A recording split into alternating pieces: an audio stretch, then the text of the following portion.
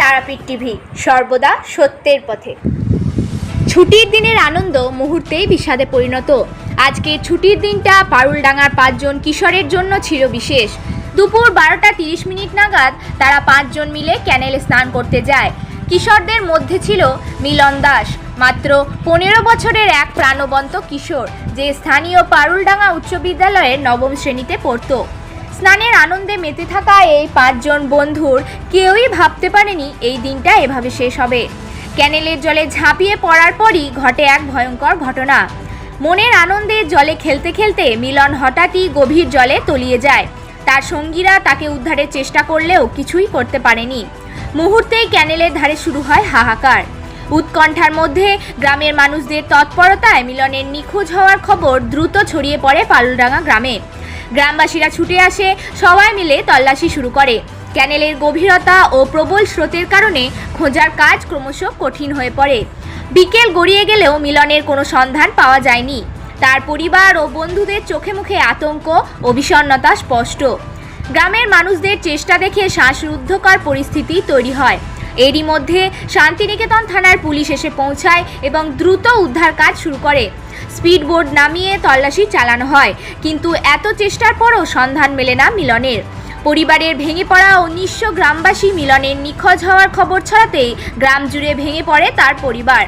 মা বাবার চোখের জল বাঁধ মানছিল না।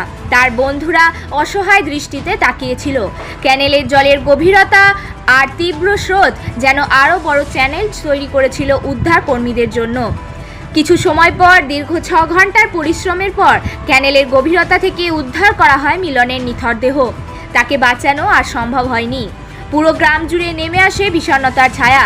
একটি সাধারণ ছুটির দিন মর্মান্তিক মৃত্যুর কাহিনীতে পরিণত হয়। মিলনের পরিবারের শোকের ছায়া। গ্রামের প্রতিটি মানুষ এই অকাল মৃত্যুতে হতবাক। ব্যুরো এখানে 4-5 জন চান করতে এসেছিল। চান করতে এসে একজন ডুবে গিয়েছিল, তাকে একজন বাঁচিয়েছে ও চান করার ছেলেদের মধ্যেই, ঠিক আছে। এবারে ওকে তোলার পর যে এখন বর্তমানে ডুবে গেছে তাকে কিন্তু দেখতে পায় না কেউ, যে সে আদৌ ডুবেছে না সে কোথাও পালিয়ে গিয়েছে। তবে আমাদের আইডিয়া ডুবে গেছে, ঠিক আছে। 12:30 থেকে 1টা দুপুর। হ্যাঁ, মানে ওরা কি চান করতে এসেছিল? হ্যাঁ, বন্ধু বান্ধব চান করতে এসেছিল। কোথাকার ছেলে? পারুলডাঙ্গা। কত বয়স হবে আনুমানিক? 14 থেকে 15 বছর। 14 থেকে 15 বছর। এখনো কি সে খোঁজাখুঁজি চলছে? খোঁজাখুঁজি চলছে, বোট এসছে, পুলিশ এসছে। আচ্ছা, এখনো পর্যন্ত পাওয়া যায়নি? না, পাওয়া যায়নি। এবং গ্রামের ছেলেরা অনেকজন নেমেছিল, প্রায় 100 জন নেমেছিল খুঁজে পাওয়া যায়নি। তারপর বোট এসছে। কীভাবে ঘটলো ঘটনাটা?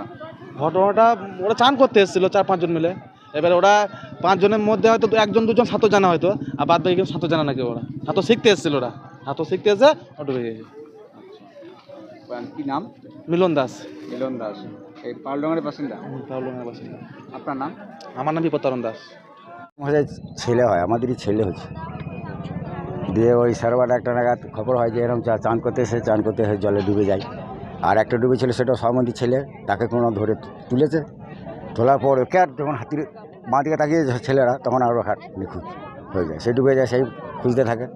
সে খোঁজাখুঁজি পর পায় নাই। তারপরে সেই সরকারি বোট ফোট এনে খবর দিয়ে এখনও তল্লাশি চলছে, কিন্তু এখন বডি পাওয়া যায় না, মৃত্যুতেও পাওয়া যায় না, জ্যান্ততেও পাওয়া যায় না।